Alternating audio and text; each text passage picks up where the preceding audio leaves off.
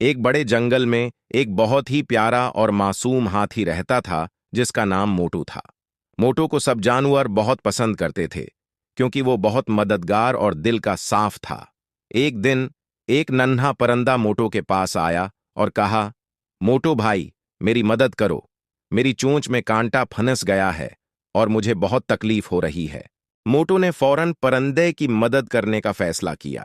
وہ اپنے لمبے سونڈ سے کانٹا نکالنے کی کوشش کرنے لگا، لیکن اس کا سونڈ بہت بڑا تھا اور پرندہ بہت چھوٹا۔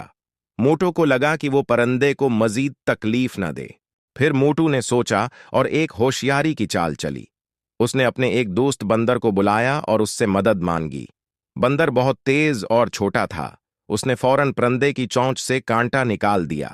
پرندہ خوش ہو گیا اور موٹو کا شکریہ ادا کیا۔